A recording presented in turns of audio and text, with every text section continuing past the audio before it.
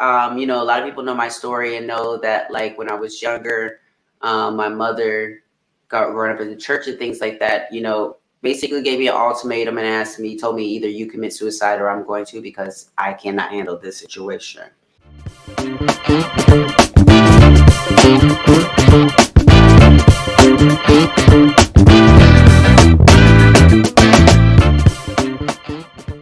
Miss Angelica Ross, what's up? Well, thank you very much, and thank you for that amazing intro. Thank you. How are you today? I am good. I'm rested a little bit because I just had a nap earlier today. I went to the DMV earlier this morning, so that was quite interesting. There was day 2 of the DMV because day 1 I didn't have what I needed. So, but you wait in line for like an hour before you realize you don't have what you need. Yes. So day 2, but still just calm and collective. It was amazing. And what was so amazing is like I was wearing a headscarf, sunglasses. I'm in a DMV, and this guy comes up to me. He's just like, I just want to let you know that I love everything that you do, and I support you in the movie. And I'm just like, well, thank you. I appreciate that. But I'm thinking to myself, now, I thought I was out here being incognito.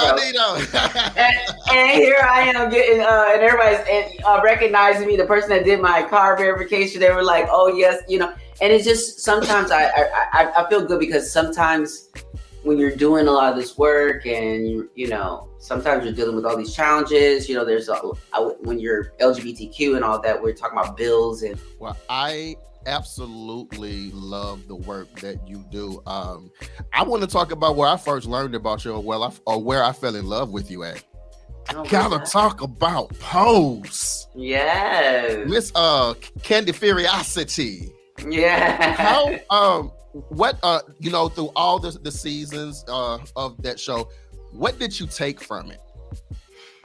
What I took, honestly, it's something that I've always known as an actor, but I guess I think I really experienced on Pose is that there's a saying, there are no small parts, only small actors. And so even though Candy was not considered to be the main character, she took up so much space in a way that that left a mark on people. And so that's what I learned out of those whole 3 years. It was really just about how I showed up. Yeah. I believe that if you all came out right now and said, okay, so we're going to do a reunion show, America would shut down just for y'all. I believe it. What was the reaction, or how did you guys feel whenever, because like to me, Pose was accepted universally from the LGBTQ community, the heterosexuals, like everyone loved Pose. It was, it seemed like that, and we definitely did have a universal audience, hands down. We had a universal audience, but it's so funny because there was still a huge, our community, and and especially in the Black community, there's this huge sector that's either transphobic, homophobic, or both, and really just pretending not to be, what I'm saying, and just pretending to be cool with everybody. And so, there's a lot of Black folks who never saw the show, and folks who are in the industry never saw the show, didn't understand the value of the show, and thought that, really that all of us actors on the show were just, niche actors, what I'm saying, that we're lucky to have this show sort of situation. But, what I think a lot of us proved is that we were valuable not only to that story, but in many other stories beyond Pose. Yeah. For me, I'm not gonna lie. You all taught me.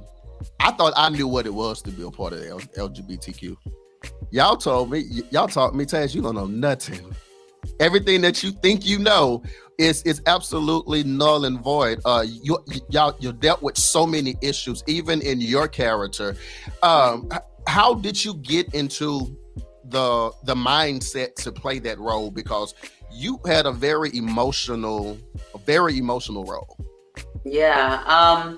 Well, there's, it's two sides to it. One is that, I grew up, I grew up kind of on the streets, you know, and I had my own house mother, you know, and that's where I got the name Ross from. I get it from Tracy Ross, you know. There's Tracy Ross, there's Tommy Ross, you know. There's a lot of us Rosses out there, and we're more on the pageant queen side, and but it's really the same thing. We're navigating underemployment. Sometimes having to do sex work or other gig work to, you know, to kind of get by. And so there were a lot of girls that raised me, sort of, so to speak, and sisters that I grew up with. And so playing Candy was very much a composite of all the girls, and for me it was like a homage to the girls, where I was bringing all these like wonderful things about Candy that I was bringing from the girls. And then, you know, there's my own experience that I've experienced from family rejection and things like that. You know, bringing all of that to the screen.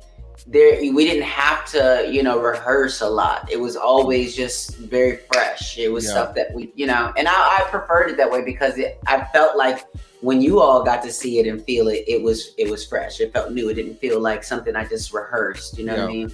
It definitely came across, and I appreciate everything that show done. The one thing that really made me love your character was the lip sync, because whenever I first moved to Dallas, although I wasn't lip syncing, I was singing live. But whenever that part of that show came out with your character doing that, I was like, I like her because she's actually me. She's doing what I do, but she's doing it better than me. But it made me appreciate you because a lot of times people go unseen in the community. A lot of people go wondering if I'll ever make it out. You show that there is a way to make it out of situations. You show what it is to love yourself. You also show major strength. You show that I don't care what I'm going up against. I know I can make it up until that particular moment. But just for being able to show that, we appreciate you. I want to talk about, I saw a recent interview that you done with Kirk Franklin, and you were so freaking transparent. It's unbelievable. Thank you. That interview, I thought Pose had me emotional. That interview had me like questioning everything. How did it feel to talk with Kirk? It was such a 360 moment to sit and talk with Kirk Franklin. I, you know, grew up listening to his music. So just sit there talking to him, knowing the space that he comes from, that is, you know, that we know to be really homophobic and transphobic and hate the sin, love the sinner. You know, I mean, we really don't, we get like the scraps of love, you know what I mean, when it comes to religion.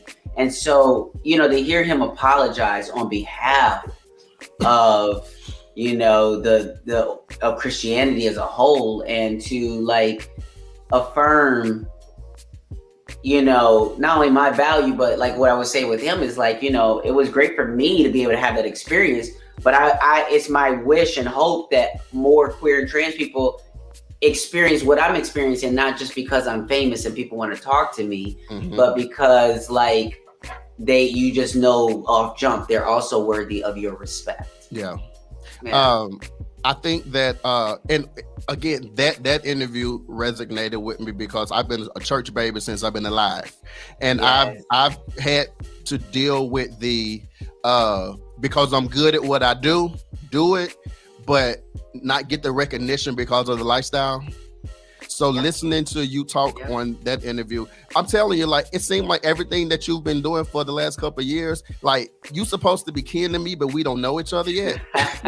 But like, well, you know, but honestly, and this is what I always tell people, to be real honest. Here's the reality. Like you said, it's hard for certain folks, especially folks like us, to be seen, right? In the first place. So the fact that you do see me, what you're really seeing is your reflection. What you're really seeing is someone who, like you, is working towards their dreams and goals, regardless of anyone handing it to them, greenlighting them, or even affirming to them, hey, baby boo, you going in the right direction, whether you got a cheerleader or not. Yeah. And that's the thing. Like like even with, it all depends on the situation or whatever. But let me just say that, like, I have some great fans, you know what I mean? And I go hard, but I also can feel this very real ignoring from people, when I am working my tail off and putting things out there. People I know, people who say they're friends, people who say they support, and blah, blah, blah. And it's just like, I don't see them nowhere, you know what I'm saying? Like, and so it's like, it's all good, it's all fine. But because I understand that I am in a cycle of synergy and reflection. I am going somewhere with not only my life, but my spirit. My spirit is taking me places that put me in places where I cannot be, where the joy and the peace or the space or the success or the whatever I have, the happiness, cannot be taken away. Do you understand what I'm saying? Yeah. So it's for those who are looking for the same thing, working for the same thing, striving towards the same thing. Those that see me, they end up being like empowered and motivated by what I'm doing, because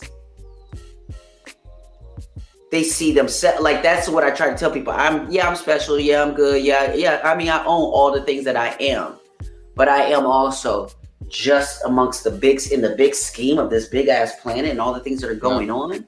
Yeah. I'm just a reflection of human possibility. So if you see me, see your reflection.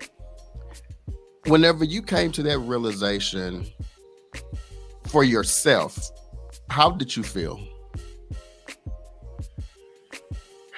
When I finally realized that the world that I see was just a reflection to me and my own possibilities and what was possible for my life, I was able to breathe a little better, let go, to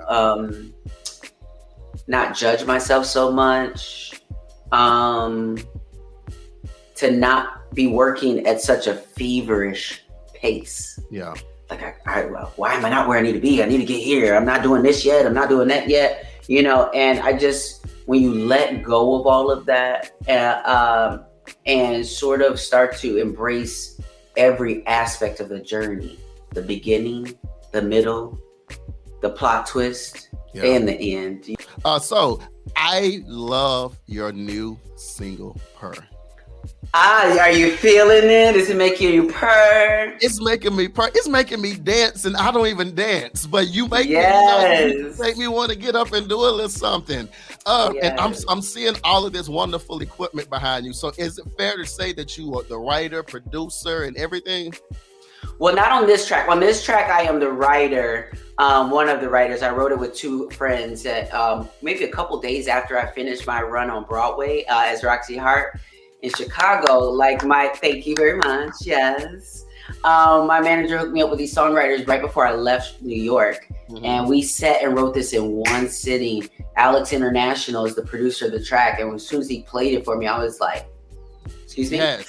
And so we started writing to it. But I have another song that's going to be coming out right after this one. It's a more of like an up-tempo ballad that I wrote and produced the music in my studio. It's called Higher Ground, and it's with Terrell Carter. I don't know if you know Terrell Carter, but Terrell Carter I know Terrell Carter. Oh my God, the singing sensation himself. Exactly. So he is crooning on this track, and it's just it's so beautiful. We both sound so beautiful on the track, so I cannot wait to release that one as well. So I got a lot of music on the way, a lot. Well, I manifested you on this show. My next manifestation is I'm doing a song with you. I'm gonna just send your manager all my stuff and be like, tell her listen to me. And whenever she I'm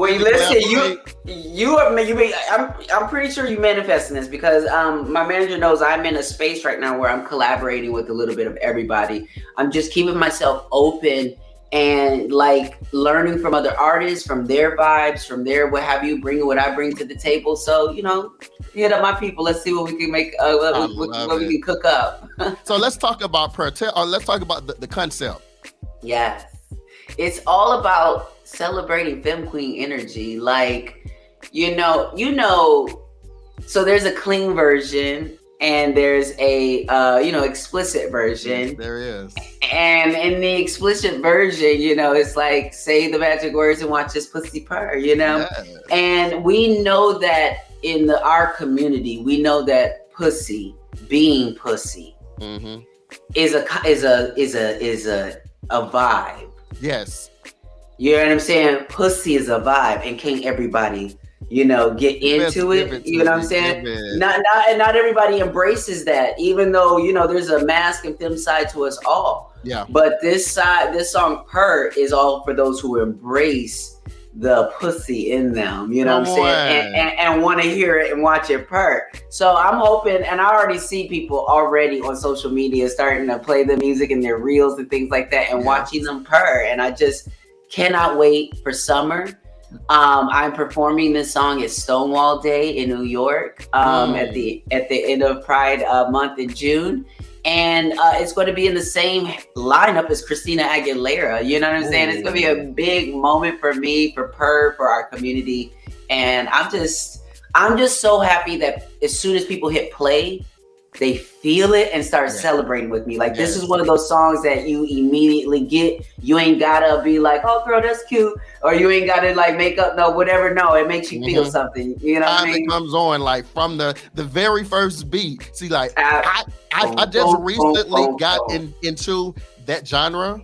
Mm-hmm. But I am soaked into it now. Like when I'm feeling down or I'm feeling like, that's where I go to now. Yes, it's giving Renaissance vibes, it's giving Donna Summers vibes. Like as soon as I heard the track, I knew that it was going to be a great song and for community, but I was a little nervous to do it because I was just like, oh, this is like a bop vibe. Like, can I bring what I need to bring? But let me tell you, I got a surprise. Like, I have some visuals that I shot with Derek Blanks in Atlanta. Yeah.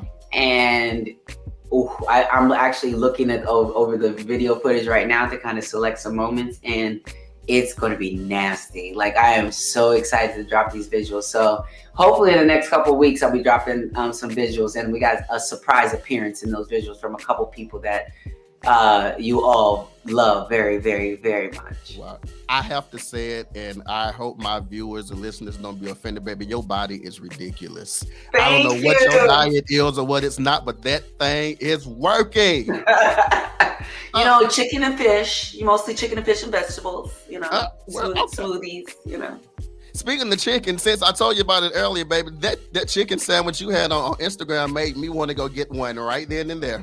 Oh my goodness. Yeah, I'm bad with chicken, but there's some great, I live downtown Los Angeles, so there's some great spots that I can kind of run and get something quick. But, lately I live so close to the grocery store that I go to the grocery store, grab something real quick. And I've been cooking something. I used to not cook. I could. My mom taught me how to cook. Yeah. But I just didn't cook, and I had assistants doing stuff for me and blah, blah, blah. But now I don't have any assistance right now, and I've been doing like everything pretty much myself. Mm-hmm. And to be honest,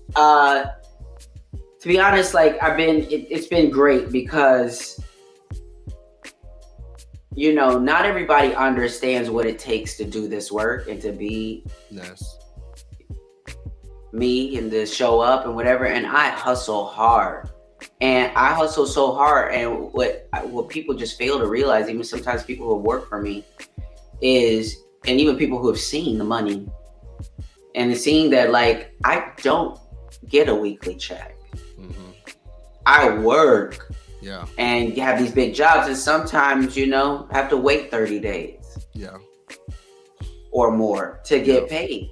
And so, what I've learned is that, like, the sacrifice that it takes and all of that, just so other people can feel comfortable with their weekly check, and other people can feel comfortable and all these different things, but they're not giving the kind of effort that I'm giving, and I don't get that kind of weekly check. Meaning, I'm working like you would not believe. You understand what I'm saying? But of course, my life, my dream, my thing, my whatever. But like, I'm also paying people, you know, I was paying people great full salaries or, you know, whatever. And like, you know, folks were like half showing up or giving me, I'm sorry, my bad.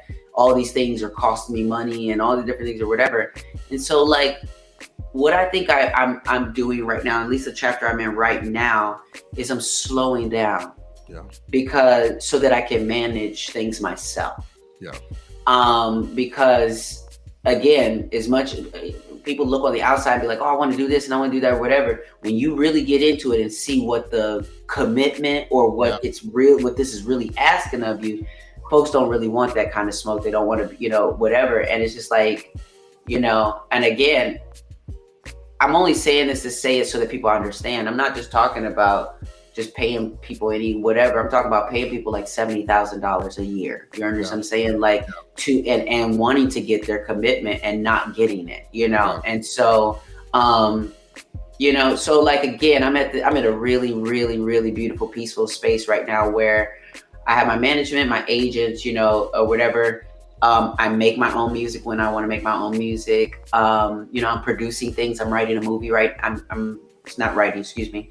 I'm executive producing a movie that I'm starring in with someone very notable, who's also co-executive producing it with me. We have an amazing director that just came on board. So I'm working on my first feature film. That takes time. I'm producing other, you know, things that are in the works. So I'm kind of just minding my business and like really trying not to get lost in the fame and the celebrity and all of that because again, you don't see me out here in the streets at all the things because who gonna pay for that? Facts. You know what I'm saying? Like if that ain't making me money, like yes, okay. You know what I'm saying? Like, look, I don't go to every premiere. I'm about to go to this Transformers premiere because my girl MJ Rodriguez is in the movie. You know what I'm saying? Serious? So, yeah, so I'm gonna go. I'm gonna be like that's at least what I've seen because I've seen her post about it and blah blah blah. So like I just got the invite. I think it's on the 1st, June 1st, is the premiere here in LA. So I'm going to that premiere. You know, I'm gonna dress cute. I'm gonna do a little something 1 2 1 2. But like as a celebrity, yes, this is our business showing up and blah blah blah. But at the same time, if I'm not on a show right now, if I'm not doing certain things, they're not paying me to be there. Yeah. So like I'm not going to be paying thousands of dollars to be showing up here and everywhere. And you know what I'm saying? This is business. Yeah. Show business. Yes. And I'm about my business. Yes. It's two parts, sweetie. 2 parts. I love the fact that you show up as you unapologetically in full force. Absolutely. What did it take for you to get there? You know, I want to be as authentic as I can when I say that I have reached this place of freedom, loving myself, all this kind of stuff or whatever. A lot of it has come through transitioning. So the issue is like when you're a trans person, it is a calling, it is a prompt for you to change. Something in you is saying, you know, like I got to transition or what have you. And when you don't listen to that, you know, it causes a lot of misery. You're off your mark. You don't know what's going on. Like you're not listening to yourself and following yourself, those who are trans. Yeah. When you start to follow that, you start to align. You start to get in alignment. And one thing that I know is that I used to always say,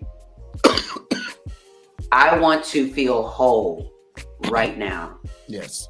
Not when I have a partner and I'm in a relationship. Yeah. Not when I have the surgery.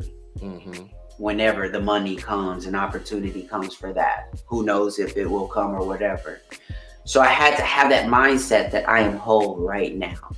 Yeah. That nothing can make me more of a woman than just the path and experience I have day by day. Yeah. And so by having that mindset when I did have the surgery, it deepened my understanding of like, I really don't care what you have to say about me. Yeah. So much so that I be sitting on camera for national TV interviews. Yeah. Not a lick of makeup on. Do you understand what I'm saying? Like, as a trans person. Yeah. Yeah. I used to be so far in my dysphoria, you couldn't catch me without a wig. You couldn't catch me without a bead. You couldn't catch me without earrings in my ear and different things or whatever the case is. So it's like, I am comfortable, cozy. Yes. Cozy. Yeah. I think it resonates with me because being in the community, but like I told you before, but also being church boy, I lived for them and done the bylaws or whatever and ended up miserable. Yeah. It wasn't until a couple of years ago that it's like I got that knock that said, wake up. Because I was on the verge of suicide. I was on the verge of saying, I'm done because I'm living for everybody. And they're still not satisfied with that. And whenever I got to the point, I was like, okay, I'm not answering to none of these folks because they're never going to be happy. I got cozy. I got comfortable in my skin. Yes. I'm so glad that you did because I will say that, a lot of people know my story and know that, like, when I was younger, my mother got run up in the church and things like that, basically gave me an ultimatum and told me either you commit suicide or I'm going to, because I cannot handle this situation. And what I want people like yourself, our entire community to understand, and you'll see this, you are going to see this even more. I survived a suicide attempt when I was 16. Had I not, Angelica Ross. Yeah. Do you understand what I'm saying? Yeah. And so that's why it's so important for me to make sure people understand I am a reflection. Yeah. So all the greatness, all the value, all the whatever you see in me is also in you if you give it time. Yeah. If you give it love and energy and support and nurture those pieces of yourself, you also will get time. Give yourself time to grow into your purpose, to grow into who you are supposed to become.